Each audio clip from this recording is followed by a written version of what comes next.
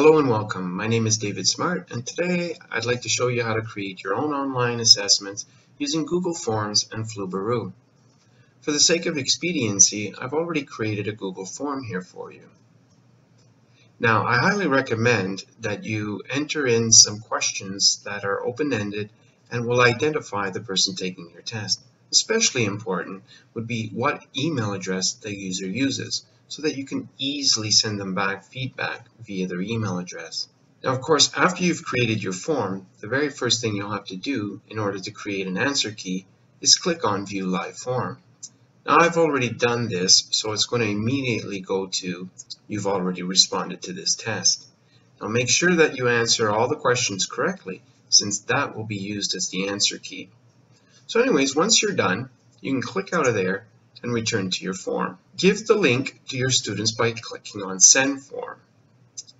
You can share the link with your students via email or post it somewhere online so that they can take the test. Like most forms, they'll receive something similar to this. And there you see. This is the test the test taker will actually see. Once the students have responded to your form, you'll see responses with a number representing the number of people that have taken the test. Simply click on there and look at the View Responses.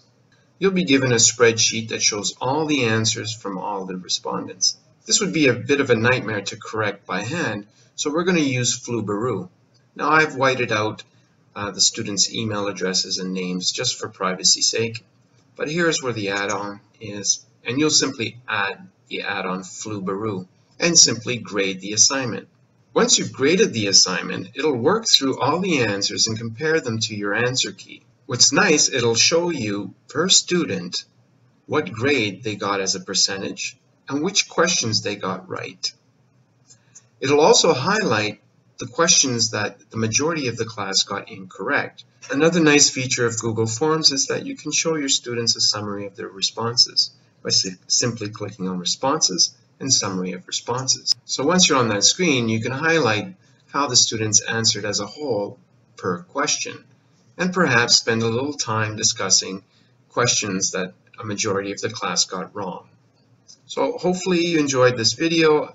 Please, by all means, feel free to ask me any questions concerning making Google Forms, assessments, and using Flubaroo to help you grade your students' performance. Thank you very much and have a pleasant day.